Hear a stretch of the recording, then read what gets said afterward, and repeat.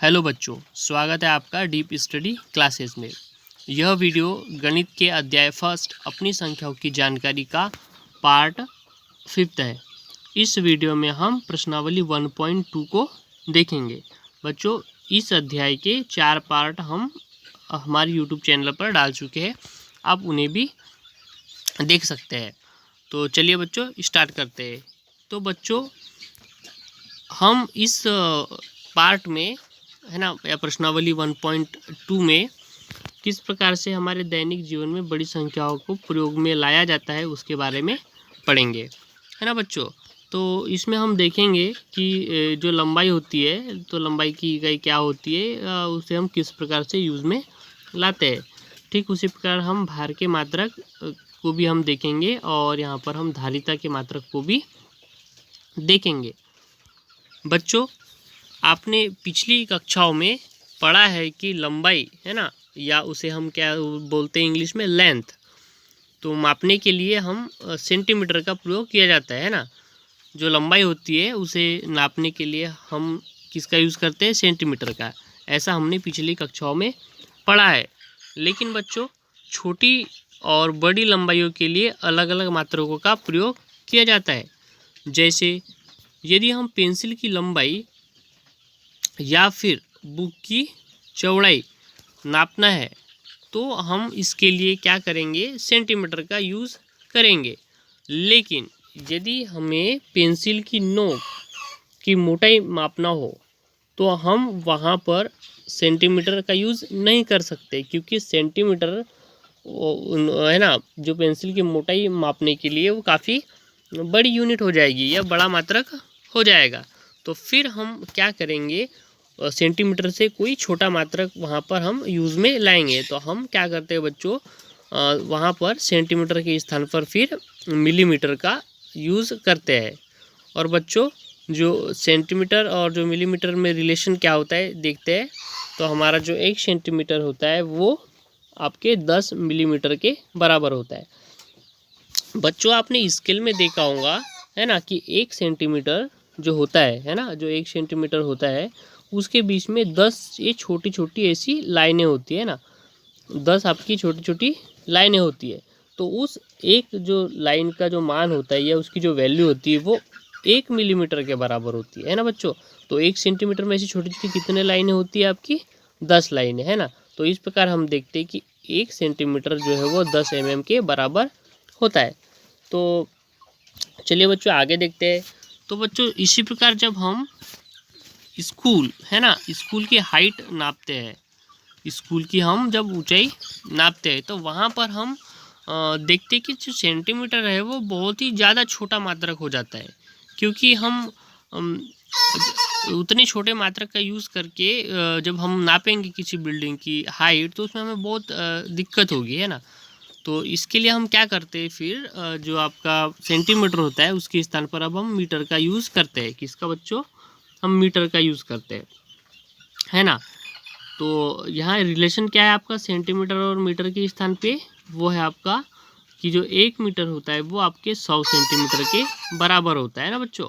1 metre कितना होता है आपका, 100 सेंटीमीटर के बराबर होता है। तो इस प्रकार जैसे हमें बड़ी बिल्डिंग या फिर किसी भवन या है ना, इस प्रकार की जब हमें हाइट नापना होता है तो हम वहाँ पे क्या करते हैं, सेंटीमीटर का यूज़ नहीं करते, वहाँ पे हम फिर मीटर का यूज़ करते हैं, है ना बच्चों। और 1 मीटर कितना होता है आपका, 100 सेंटीमीटर के बराबर होता है। बच्चों, यदि आपको मान लो दिल्ली से मुंबई के बीच की दूरी मापने कहा जाए, है ना, आपको दिल्ली से मुंबई के बीच की दूरी नापने कहा जाए, तो आप यहाँ पर देखेंगे कि जो मीटर होता है ना वो बहुत ही छोटा मात्रक हो जाता है फिर। तो फिर हम क्या करेंगे, है ना, उस दूरी को नापने के लिए हम मीटर से कोई बड़ा मात्रक यूज़ में लाएंगे। तो बच्चों, मीटर से बड़ा मात्रक फिर क्या होगा, है ना, जब हमें बहुत ज़्यादा दूरियों को नापना होता है, जैसे 2 शहरों के बीच की दूरी है ना, तो हम फिर वहाँ पे मीटर के स्थान पे किलोमीटर का यूज़ करेंगे। किसका बच्चों, किलोमीटर का। और अब हम रिलेशन देखते हैं बच्चों कि 1 किलोमीटर में कितना मीटर होता है। तो हम देखते हैं कि यहाँ पे 1 किलोमीटर में जो होता है वो आपका 100 मीटर होता है ना बच्चों। 1 किलोमीटर में कितना होता है आपका, 100 मीटर होता है। तो हमने बच्चों इस अभी तक क्या देखा है ना, कि जो लंबाई होती है उसके कितने मात्रक होते हैं, है ना। उसके छोटे मात्रक भी होते हैं, मध्यम या मध्यम साइज के मात्रक भी होते हैं और बड़े मात्रक भी होते हैं। तो हमने क्या देखा अभी, लंबाई को mm में भी नापा जाता है, सेंटीमीटर में भी नापा जाता है, मीटर और किलोमीटर में भी नापा जाता है ना। बहुत ही ज़्यादा छोटी लंबाइयों के लिए हम मिलीमीटर का प्रयोग करते हैं। उससे थोड़ा बड़ी जो लंबाई होती है उसके लिए हम क्या मीटर सेंटीमीटर का यूज़ में लाते हैं। उससे बड़ी दूरियों के लिए हम या लंबाई के लिए हम मीटर का यूज़ करते हैं, और सबसे ज़्यादा लंबाई के लिए हम किलोमीटर का यूज़ करते हैं। और हमने क्या देखा बच्चों, रिलेशन कि जो 1 सेंटीमीटर होता है उसमें कितना mm होता है, आपका 10 mm होता है ना।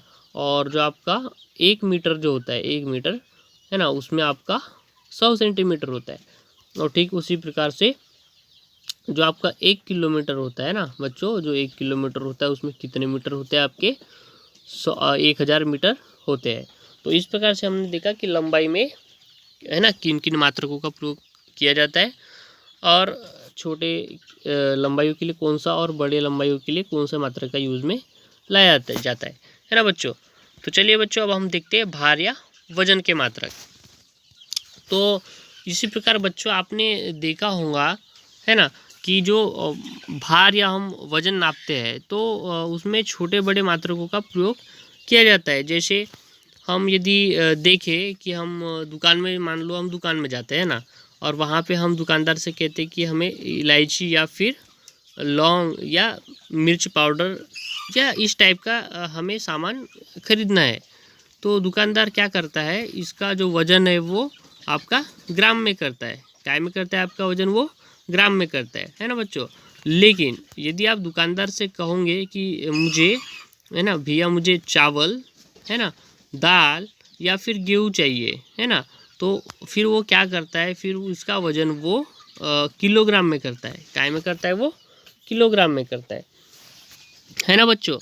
लेकिन यदि आप मान लो आप बीमार पड़ गए है ना, और यदि डॉक्टर आपको टेबलेट देता है ना, आपको डॉक्टर क्या देता है, टेबलेट देता है, तो बच्चों आपने देखा होगा कि उसका साइज बहुत छोटा होता है ना, तो उसका भार बहुत ही कम होता है ना। तो उसे हम फिर किलोग्राम या फिर ग्राम में नहीं नापते, उसे हम काय में नापते हैं, मिलीग्राम में। तो बच्चों हमने देखा कि जब हम दुकानदार से है ना लौंग, इलायची या इस मिर्च पाउडर या इस टाइप का हम सामान मांगते हैं, तो वो क्या करता है, उसे ग्राम में नापता है ना बच्चों। यदि हम दुकानदार से चावल, दाल या गेहूँ मांगते हैं तो वो इसे किलोग्राम में नापता है। और जब डॉक्टर हमें जो गोलियां देता है तो वो गोलियों का जो साइज होता है बहुत ही छोटा होता है, और उसका भार भी बहुत ही छोटा होता है। तो बच्चों उसे फिर मापने के लिए हम यहाँ पे मिलीग्राम का यूज़ करते हैं, है ना बच्चों। तो बच्चों अब रिलेशन देखते हैं क्या होता है इसमें। तो बच्चों जो 1 ग्राम जो होता है ना, आपका जो 1 ग्राम होता है वो आपका 1000 mg के बराबर होता है। मतलब 1 ग्राम आपका कितना mg के बराबर होगा, 1000 है ना बच्चों। 1 ग्राम आपका 1000 mg के बराबर होगा। और उसी प्रकार बच्चों आपका जो 1 किलोग्राम है वो आपका 1000 ग्राम के बराबर होता है ना। मतलब जो आपका एक, यहाँ पे देखिए ये जो 1 किलो होता है, ये 1 kg होता है, वो आपका 1000 ग्राम, मतलब ये देखिए यहाँ से ग्राम ये आ गया, 1000 ग्राम के बराबर होता है। तो इस प्रकार से हमने देखा कि भार के भी छोटे अलग मात्रक होते हैं और बड़े अलग मात्रक होते हैं, और उनके बीच में कैसा रिलेशनशिप होता है तो वो भी हमने यहाँ पे देख चुका है। चलिए बच्चों इसी प्रकार हम देखते हैं कि जो धारिता होती है ना, धारिता मतलब क्या होता है। जैसे कोई बर्तन है हमारे पास में है ना, तो उसके अंदर कितना पानी, कितना दूध, कितना तेल या कोई भी लिक्विड कितनी मात्रा में आ सकता है ना, उसकी मात्रा को ही हम क्या बोलते हैं, यहाँ पे धारिता बोलते हैं। जैसे मान लो हमारे पास में कोई एक बर्तन है, अब उसमें क्या हो रहा है कि उसमें 5 लीटर पानी आता है। कितना पानी आता है उसके अंदर है ना, 5 लीटर पानी डालने पे वो पूरा ऊपर तक भर जाता है। तो बच्चों उस बर्तन की धारिता फिर क्या हो जाएंगी वहाँ पे 5 लीटर। तो चलिए बच्चों अब हम धारिता को देखते हैं। तो बच्चों हमने देखा कि जैसे हम जो दूध वाला होता है ना, तो वो दूध नापने के लिए लीटर का यूज़ करता है ना बच्चों। वो क्या करता है, दूध मापने के लिए लीटर का यूज़ करता है। लेकिन हम जब बीमार होते हैं तो जो डॉक्टर जो इंजेक्शन में जो दवाई भरता है ना, डॉक्टर होता है वो जो इंजेक्शन में दवाई भरता है तो वो बहुत ही कम मात्रा में होती है ना। तो वो क्या करता है, जो सिरिंज में दवाई भरता है उसे वो ml में भरता है ना बच्चों। देखिए बच्चों, यहाँ पे जो दूध वाला है वो दूध काय में गिनता है आपका लीटर में, और जो डॉक्टर जो इंजेक्शन में सिरिंज में जो दवाई भरता है वो काय में भरता है आपका मिलीलीटर में। तो हमने देखा कि धारिता जब की मात्रा जब ज़्यादा होती है तो है ना, तो उसके लिए हम लीटर का यूज़ में लाते हैं, और जो छोटी मात्रा के लिए हम किसका यूज़ में लेते हैं, ml मतलब मिलीलीटर का, है ना बच्चों। तो हमने देखा यहाँ पे। तो अब इसका रिलेशनशिप देखते कि क्या होता है ना बच्चों। तो यहाँ पे जो 1 लीटर होता है ना, वो आपका 1000 ml के बराबर होता है ना बच्चों। जो 1 लीटर होता है वो आपका 1000 ml के बराबर होता है। तो इस प्रकार से हमने देखा कि किस प्रकार से हम लंबाई के मात्रकों का प्रयोग करते हैं, है ना, वजन या भार के मात्रकों का प्रयोग करते हैं, और किस प्रकार से हम धारिता या कैपेसिटी के मात्रकों का प्रयोग करते हैं। चलिए बच्चों अब हम प्रश्नावली 1.2 को सॉल्व करते हैं, है ना बच्चों। तो 1.2 में है ना, हम सबसे पहले जो पहला वाला प्रश्न है उसे देखते हैं, है ना बच्चों। तो इसमें बहुत सारे प्रश्न हैं, हम इसको बारी बारी से सॉल्व करेंगे। तो चलिए बच्चों पहला प्रश्न हम यहाँ से देखते हैं। तो प्रश्नावली 1.2 का पहला प्रश्न क्या है, देखिए कि किसी स्कूल में 4 दिन के लिए एक पुस्तक प्रदर्शनी का आयोजन मतलब किया गया है ना। पहले दूसरे तीसरे और अंतिम दिन खिड़की पर क्रमशः है ना 1094, 1812 है ना 2050 और 2751 टिकट बेचे गए। इन 4 दिनों में बेचे गए टिकटों की कुल संख्या हमें पता करना है ना बच्चों।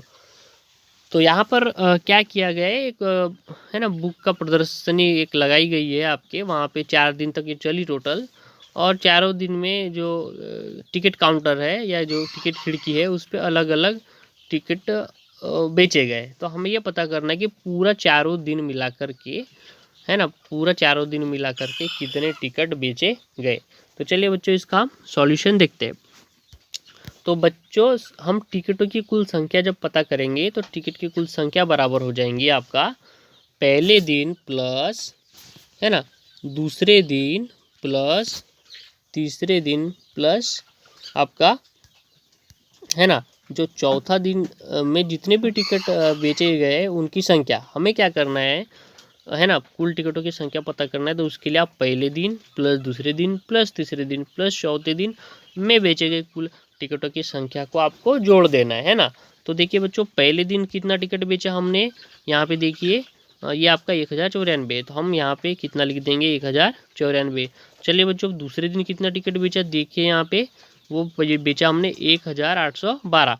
तो हम यहाँ पे प्लस में क्या लिखेंगे अब, 1812। चलिए बच्चों इसी प्रकार हम तीसरे दिन में कितना टिकट बेचा देखते हैं। तो हमने तीसरे दिन में कितना बेचा, 2050। तो हम अब क्या करेंगे, यहाँ पे तीसरे दिन की जगह पर या लिख देंगे 2050। ठीक उसी प्रकार हमने चौथे दिन कितने टिकट बेचा, देखिए बच्चों यहाँ पे 2751। तो हम क्या करेंगे, फिर चौथे दिन के टिकटों को भी इसमें जोड़ देंगे। और बच्चों अब हम क्या करेंगे, इन सब को जोड़ करके जो भी उत्तर आएगा वो यहाँ लिख देंगे। तो बच्चों सबको जोड़ने पे कितना मिलेगा, आप इसको रफ में जोड़ के देखिएगा, है ना। तो आ जाएगा हमारा 7707। कितना आएगा बच्चों, 7707। तो हम यहाँ देखते हैं कि हमने जो है चारों दिन में कुल टिकटों की संख्या कितनी बेची या कितने टिकट बेचे, तो वो बेचा हमने 7707। तो उत्तर हम किस प्रकार से लिखेंगे, अतः प्रदर्शनी में बेचे गए कुल टिकट 7,707 होंगे। ये हमारा आंसर यहाँ से आ जाएगा, है ना बच्चों। अब देखते हैं बच्चों दूसरे प्रश्न का सॉल्यूशन। तो बच्चों दूसरा प्रश्न क्या है, आप पढ़िए। शेखर एक प्रसिद्ध क्रिकेट खिलाड़ी है ना। वह टेस्ट मैचों में अब तक कितने रन बना चुका है? 6,980 रन बना चुका है। वह 10,000 रन पूरे करना चाहता है ना। उसे कितने और रन बनाने की आवश्यकता होंगी? देखिए बच्चों, शेखर जो है वो एक क्रिकेट खिलाड़ी है और वो मैच में कितने रन बना चुका है अब तक? 6,980 रन बना चुका है। वह चाहता है कि वो 10,000 रन है ना पूरे करे, तो उसे और कितने रन बनाने की आवश्यकता मतलब होगी। तो चलिए बच्चे इसे देखते हैं। तो इसका सॉल्यूशन है ना कि शेखर को है ना, सॉरी यहाँ पे 10,000 होगा 1,000 की जगह। यहाँ पे कितना होगा ये, है ना 10,000, सॉरी। तो शेखर को 10,000 रन बनाने के लिए आवश्यक रनों की संख्या कितनी हो जाएगी? चलो निकालते हैं।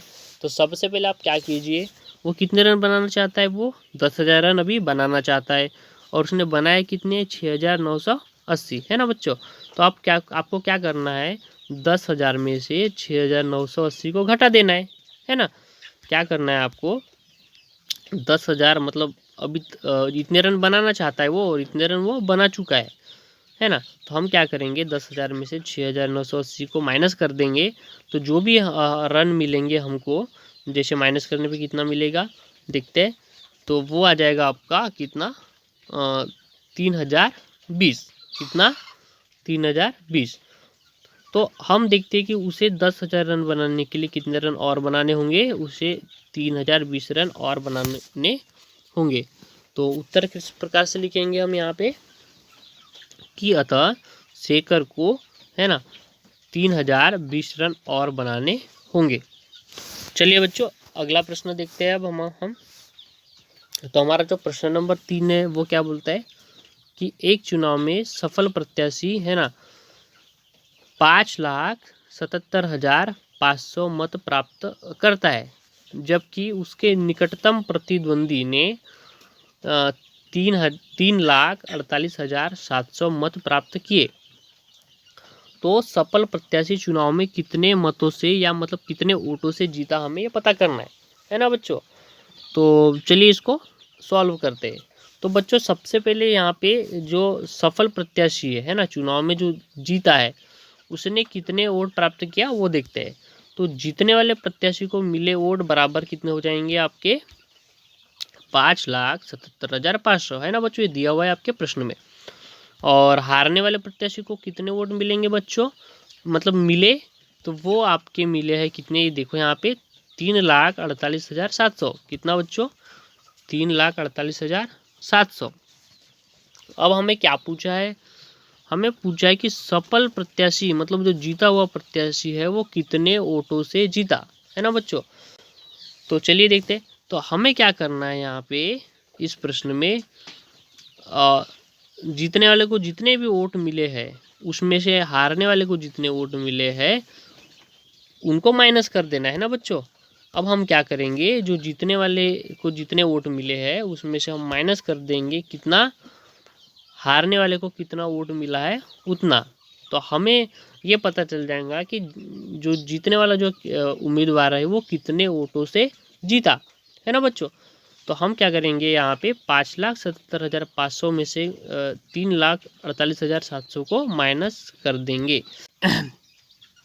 जो जीतने वाले जो उम्मीदवार को जो वोट मिले हैं उसमें से हारने वाले को मिले वोटों को माइनस करते।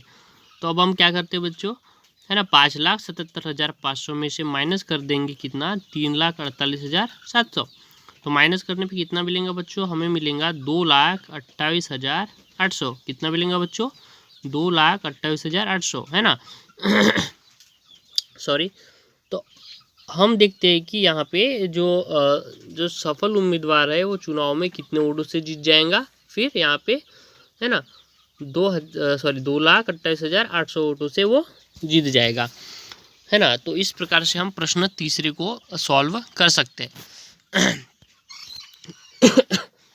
सॉरी बच्चों, थैंक यू फॉर वॉचिंग। और यदि यह वीडियो पसंद आया आपको तो इसे लाइक कीजिए, हमारे चैनल को सब्सक्राइब कीजिए और बच्चों अपने दोस्तों के साथ में इसे शेयर कीजिए।